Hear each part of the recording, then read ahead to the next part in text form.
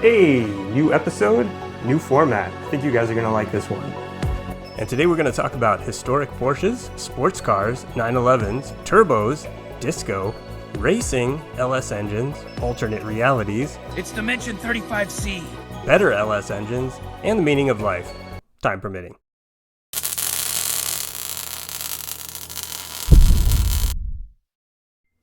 If I could distill down to a single reason why I created Gone Rogue Garage, it would be Project LS Free.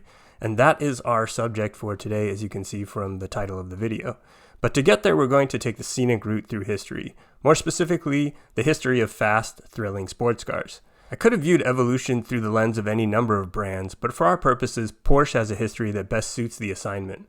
Project LS Free is not a Porsche. In many ways, it's the opposite of one. But it takes some lessons from the same history, a history that we must first understand before our trajectory becomes clear. There's over 75 years worth of history of Porsche, so this is by no means going to be a comprehensive coverage of all of that history. We're just going to focus on a few specific models that are key to the point I'm trying to get across, and so we can look at the changes over the history of the Porsche 911 and the 911 Turbo.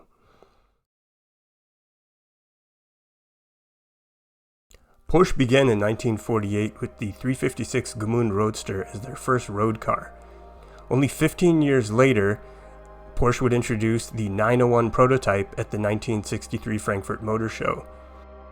What is a 901, you might ask? It's what we would be calling the 911 today, had it not been for Peugeot contesting the original name due to the fact that Peugeots already were called by a naming scheme with 3 numbers and a 0 in the middle.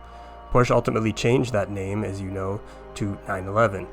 The car was introduced for the road in 1964, making 130 horsepower and 143 pound-feet of torque.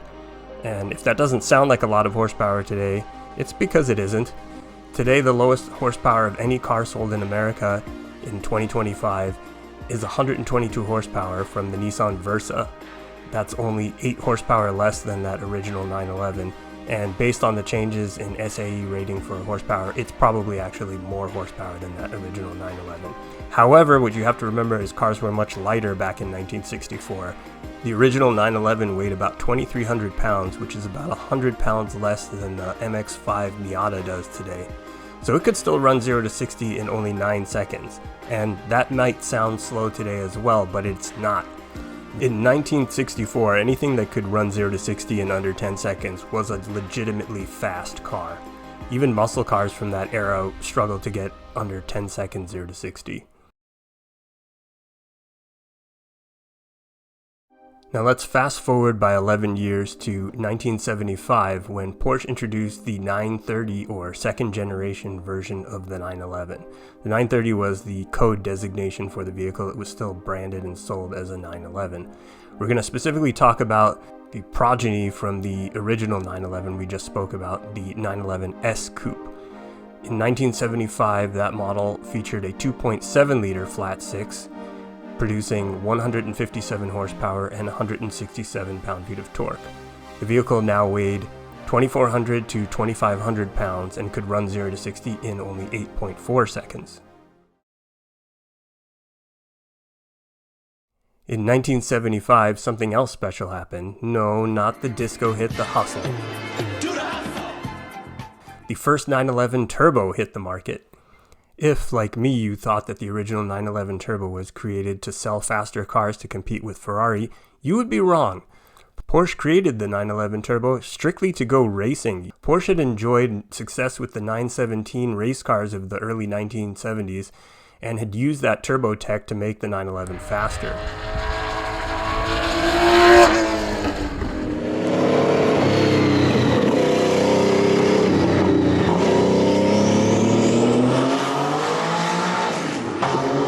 Porsche now wanted to compete in FIA Group 4 racing, and to do that they needed to produce 400 or more homologation cars for the street. What that means is the racing body regulated that you can't build specific race cars only for the track, you must use street cars for that purpose. And they defined street cars as something that was sold in units of 400 or greater. What car companies actually wound up doing is reverse engineering a race car into a street car, then satisfying that 400 unit demand and that is known as homologation. So they built 400 plus 911 turbos specifically so they could enter this FIA Group 4 racing.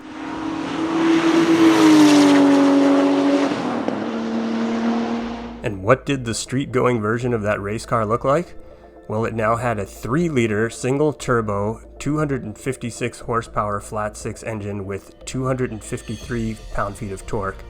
The vehicle now weighed 2,800 pounds and could run 0 to 60 in an absolutely blistering 5.5 seconds. If you wanted the fastest, most raw, engaging, fun, street-legal 911 in 1975, it was the 911 Turbo. In the years since that first 911 Turbo, Porsche has seemingly improved upon perfection with their amazing engineering skills. In 1978, on that same 930 generation of 911, the Turbo got its first intercooled engine at 3.3 liters, making an astounding 300 horsepower. In 1989, the 964 generation introduced the automatic, or in Porsche parlance, Tiptronic S transmission. In 1995, the 993 generation added all-wheel drive to the 911. In 1999, Porsche introduced the first water-cooled 911 in the 996 generation. That particular feature is somewhat debated among Porsche purists as whether it was a positive or a negative change, but there were a lot of other positive changes they were able to make because of that single change. The first of those being they were able to meet emissions and continue selling 911s. Because they no longer had to make room for air-cooled fins around the cylinder head, there was now room for dual overhead cams and 4 valves per cylinder. That's right, 1999 was the first time the 911 featured dual overhead cams or 4 valves per cylinder. Up until that point, it had been strictly 2 valve per cylinder air-cooled.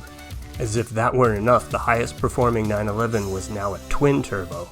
1999 was clearly a big year for Porsche, but not only for the 911 Turbo. They also introduced the GT3 version of the 911, a very high-revving but non-turbocharged version of the car we're going to explore in just a moment.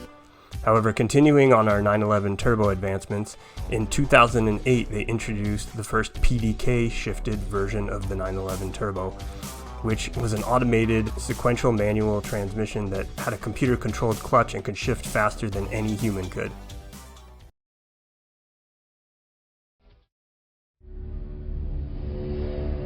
So let's talk a little more about what happened in 1999, because this is bigger than Porsche, bigger than the 911, bigger than the Turbo.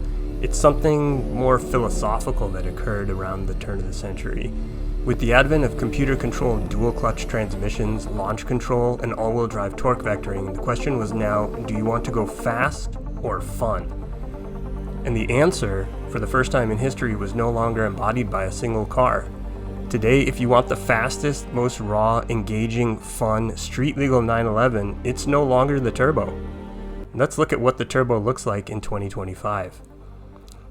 We're going to specifically explore the top-performing 911, the 911 Turbo S, which now features a 3.7-liter twin-turbo motor. It's a flat-six, now with all-wheel drive. It has 640 horsepower, almost 5 times more powerful than that very first 911 in 1964, making a full 590 pound-feet of torque, and it will run 0 to 60 in an absolutely insane 2.6 seconds.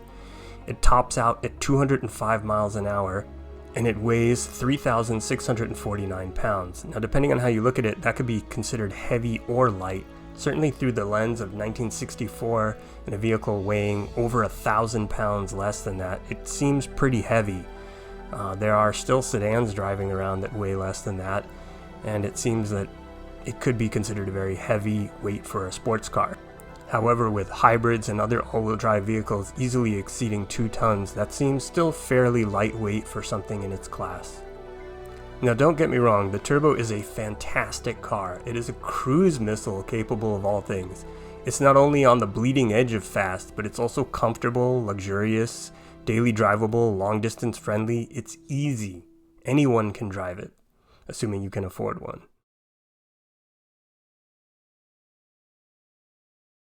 When we first started talking about the 911 Turbo, you remember that Porsche built it because they wanted to go racing. Porsche has a storied history in racing that predates even the 911, and this is why Porsche built the GT3. The The GT3 has more of a connection to their race cars, and it's more of a high performance vehicle where the 911 Turbo has evolved into something more luxurious. The GT3 is much more at home on the track, where the 911 Turbo is more of an everyman's sports car.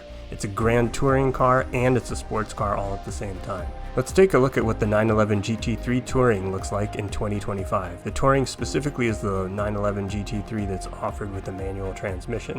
It has a 4-liter naturally aspirated flat 6 motor, that means no turbos.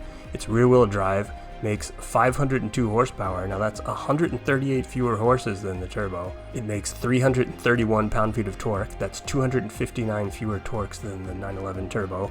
And it'll run 0 to 60 in 3.7 seconds. That's a full 1.1 seconds slower to 60 than the 911 Turbo. It hits a top speed of 194 miles an hour, which is pretty fast, but it's still 11 miles per hour slower than the Turbo. So why would anybody buy this car? It costs about the same as a 911 Turbo these days, but you can clearly see the on-paper specs are quite a bit slower than the 911 Turbo. Well, here's one reason. It weighs 3,239 pounds, which is a full 410 pounds lighter than the 911 Turbo. That is a huge difference in such a small car. And here's one more for you. It'll rev all the way to 9,000 RPMs, which is crazy for a street car. That's in comparison to the 911 Turbo's 7,200 RPM redline, which is not bad for a turbo car, but nothing compared to 9,000 RPM. So how does that compare to a 911 Turbo? By contrast, the GT3 is harsh, it's loud, it's unforgiving, and more demanding. But for what more it asks of you, it rewards that effort with tactile feedback. You hear what the engine is doing as you work to extract power that is buried high in the rev range.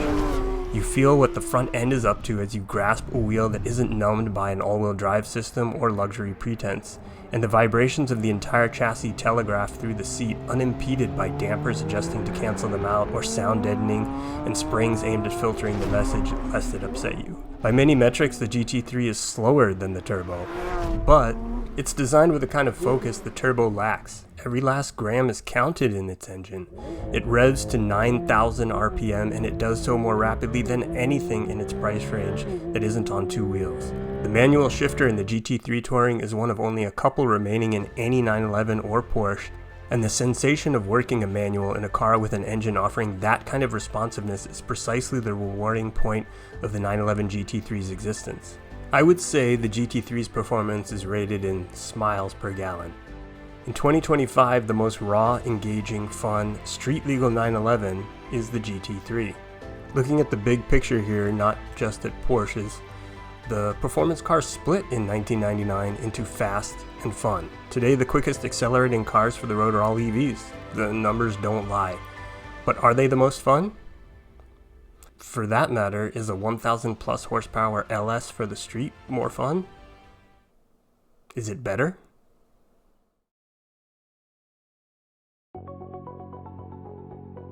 Alright, let's shift gears back to Project LS Free. It started life as a 1998 Pontiac Firebird Trans Am with a 5.7 liter LS1 motor making 305 horsepower, at least that was the rating from the factory. If you got the WS6 package, it was rated at 320 horsepower. However, people have done dyno testing with the Corvette of the same year, which was rated at 345 horsepower, and the ratings from the F-bodies, the Trans Am, Firebird, and the Camaro match or even exceed that of the Corvette, so it probably makes somewhere between 305 horsepower and 345 horsepower of the Corvette. It also was rated at 335 pound-feet of torque that same year, while the Corvette was rated at 350 and the WS6 package was in between at 345. The 5.7 liter LS1 was introduced in the 1997 Corvette C5 generation, and the next year was put into the F-bodies. The LS1 was revolutionary for having an aluminum block weighing over 100 pounds less than the previous LT1 motor, and also ditching the distributor for individual coil packs over the 8 cylinders. In stock form, my 1998 Trans Am would do 0 to 60 in 5.1 seconds, or about 1.4 seconds slower than the GT3 I'm hoping to emulate, and it tops out at 160 miles an hour. Weight is 3,477 pounds, or 242 pounds heavier than GT3, and redline is 6,000 RPM.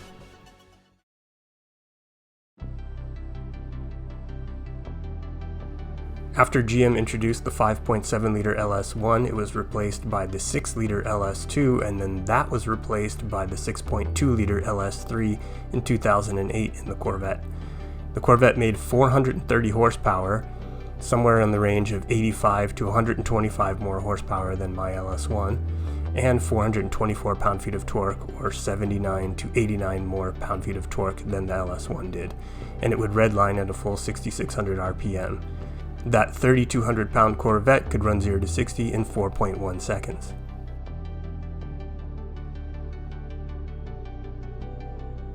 The LS1 and the LS3 externally are almost identical. They have the same pickup points, the same external dimensions. The LS3, if anything, is lighter than the LS1 since the hollow inside of the cylinders is larger. There's a larger bore inside. So what if I put this LS3 into my Trans Am? Wouldn't that be pretty cool? Well, I won't do that. Not without messing with it first. Here's a better what if. What if, in an alternate 1998, the same Porsche engineers responsible for the GT3 had worked their magic on an F-body? What would they have built in 2008 with an LS3 at their disposal? What if they had applied that same Porsche lightweighting principle to every gram of rotating and reciprocating mass in the LS3? What if an adjustable suspension setup developed for the track but forgiving enough to be suitable for street use won numerous SCCA titles for the F-body, and what if I installed it on my car? What if the entire rear geometry was changed to incorporate a Watts link? What if small bits of weight were removed from key areas? Lighter pistons, lighter connecting rods, lighter crankshaft, lighter flywheel, lighter balancer, lower inertia, small diameter clutch? How about an anti-gravity battery that saves 25 pounds off the nose? A carbon fiber drive shaft? Lighter seats? What if, instead of building it for big numbers, I built it to have fun? What if that engine breathed better through CNC ported heads? A high lift, custom ground camshaft? A hand ported RCR intake? What if rotational inertia was decoupled via an electric water pump? What if that power was channeled through a T56 Magnum with carbon synchros, an adjustable tick clutch master, and the precise throws of an MGW shifter? What about putting that power to the ground through a Ford 9-inch with a PowerTrax Grip Pro differential featuring an aluminum housing for lightweight? What if 14-inch, 6-piston Willwood front brakes could make it stop as good as it goes in turns? What if I built it? Well, I did. And it's called Project LS Free.